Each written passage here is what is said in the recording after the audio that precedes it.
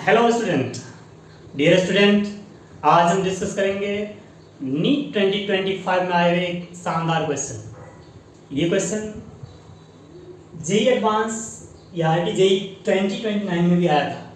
मतलब नीट वालों ने 2025 में केमिस्ट्री के पेपर, ऑर्गेनिक केमिस्ट्री के क्वेश्चन को जेई एडवांस 2029 से कॉपी किया और उन्होंने पूछ डाला। क्या क्वेश्चन था, आइए समझते हैं इसको। Total number of possible isomer, both structural as well as stereoisomer of cyclic ether of molecular formula C4H8O is। तो हमें molecular formula दे रखा है C4H8O और हमें इसका कितने possible cyclic ether हो सकते हैं ये बताना है। तो हम स्ट्रक्चर ड्रॉ करेंगे और एक एक करके उसको देखिए। तो अगर C4H8O देखें और साइक्लिक ईथर अगर हम बनाएं तो ये 4 कार्बन और एक ऑक्सीजन मिला के 5 मेंबर रिंग बन जाएगा। ये हो गया आपका C4H8O का स्ट्रक्चर। अब इनके हमें आइसोमर क्या क्या पॉसिबल हो सकते हैं वो बनाने हैं। तो ये तो मैंने 5 मेंबर रिंग बनाया, अब हम 4 मेंबर रिंग बना सकते हैं। तो 4 मेंबर रिंग के साथ इनका जो आइसोमर पॉसिबल है, अगर 4 मेंबर रिंग के साथ हम यहाँ पे मिथाइल ग्रुप लगा दें तो ये दूसरा आइसोमर हो जाएगा इसका, ठीक है। 4 मेंबर रिंग के साथ एक और स्ट्रक्चर पॉसिबल है कि इस मिथाइल ग्रुप को यहाँ से हटा करके हम यहाँ लगा दें।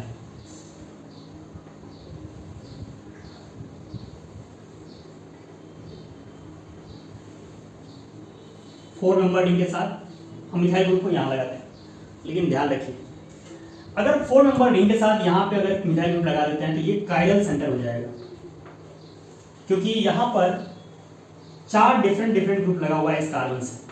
ऊपर की तरफ डिफरेंट ग्रुप है ना, लेफ्ट साइड में डिफरेंट ग्रुप है, राइट साइड में हाइड्रोजन है और नीचे मिथाइल ग्रुप लगा हुआ है। यानी इस कार्बन से चारों तरफ डिफरेंट ग्रुप लगा हुआ है, यानी ये कायरल सेंटर है। इनके 2 आइसोमर D और L, 2 आइसोमर बनेंगे। ये सावधानी से करना होता है, यहीं पे स्टूडेंट गलती करते हैं। जहां पे भी कायरल सेंटर होंगे वहां पे 2 आइसोमर काउंट होगा, क्योंकि यहाँ पे टोटल नंबर ऑफ हमें स्ट्रक्चर एंड स्टीरियो आइसोमर यानी टोटल आइसोमर हमें निकालना है, ठीक है जी। 4 मेंबर रिंग के साथ ये दोनों पॉसिबिलिटीज था। अब हम 3 मेंबर रिंग के साथ चलेंगे। तो 3 मेंबर रिंग में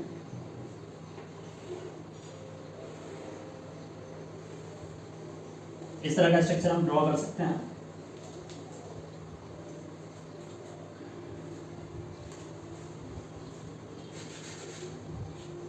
थ्री मेंबर रिंग के साथ यहाँ पे ऑक्सीजन लगा दीजिए और 2 कार्बन और बचा हमारे पास। इस 2 कार्बन को इस तरह से लगा सकते हैं। अब आप गिनती करके देख लें और चेक करें, ये जो कार्बन है ये भी एक कायरल सेंटर जनरेट कर रहा है, क्योंकि यहाँ पर चारों तरफ डिफरेंट ग्रुप लगे हुए हैं।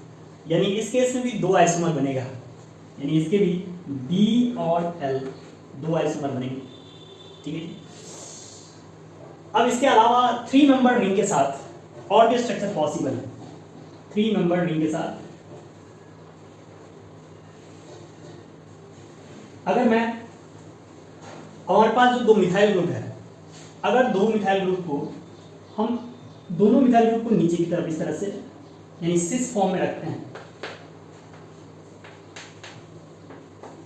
हालांकि अगर आप चेक करेंगे ढंग से तो इसमें ये नीचे CH3 ग्रुप लगा हुआ है, ये CH3 ग्रुप, यानी अपने पास यहाँ पर सिस जैसा सिस फॉर्म में है।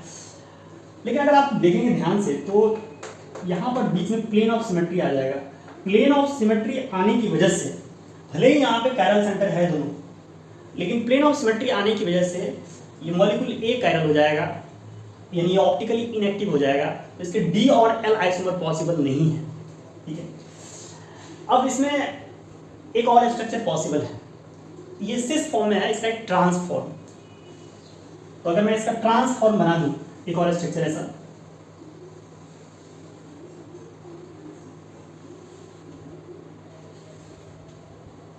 एक मिथाइल ग्रुप नीचे की तरफ, एक ऊपर की तरफ, नीचे हाइड्रोजन लगा हुआ रहेगा और इधर ऊपर हाइड्रोजन लगा हुआ रहेगा, ट्रांसफॉर्म। अगर ट्रांसफॉर्म में आप देखेंगे तो यहाँ पे इसमें प्लेन ऑफ सिमेट्री नहीं आएगा और इसमें कायरल सेंटर भी है और प्लेन ऑफ सिमेट्री नहीं है, यानी ये कंपाउंड क्या हो जाएगा, कायरल कंपाउंड हो जाएगा। और अगर कायरल कंपाउंड हो जाएगा तो ये ऑप्टिकली एक्टिव हो जाएगा, इसके भी डी और एल दो आइसोमर हो जाएंगे। अब आप total number of isomer count कर सकते हो, यहाँ पर 1 2 3, लेकिन इसमें 2 काउंट करना है, 3 4, इसमें 2 है ना, डी एन एल, तो कितने हो गए 4, इसमें भी डी एन एल है तो 4 और 2 6, 6 और 1 7, 7 8 9, अब ये 9 हुए हैं। और भी क्या पॉसिबिलिटीज हो सकते हैं इनके, इनमें और भी पॉसिबिलिटीज हो सकते हैं, 1 मिनट, 1 2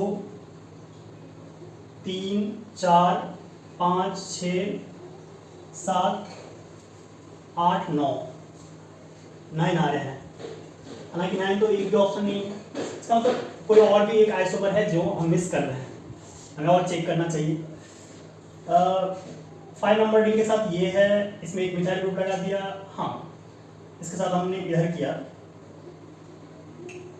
तो ये पॉसिबिलिटीज हैं। इसमें 2 मिथाइल ग्रुप इस तरह से लगा सकते हैं, इसमें सिस और ट्रांस मैंने ले लिया। अब हाँ एक और पॉसिबिलिटीज है, एक और पॉसिबिलिटीज क्या है कि अगर हम 2 मिथाइल ग्रुप को यहाँ पर एक ही कार्बन के ऊपर इस तरफ लगा दें, एक ही कार्बन में दोनों मिथाइल ग्रुप को लगाते हैं तो ये फिर से एक और स्ट्रक्चर आइसोमर हमें मिल जाएगा, लेकिन ये दोनों ग्रुप सेम है यानी ऑप्टिकली एक्टिव नहीं है।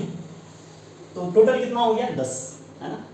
अब गिनती कर लीजिए 1 2 3 4 5 6 7 8 9 और 10, यानी 10 आइसोमर। तो third option is the right answer of this question. I hope आपको अच्छे से क्लियर हुआ होगा। Thank you.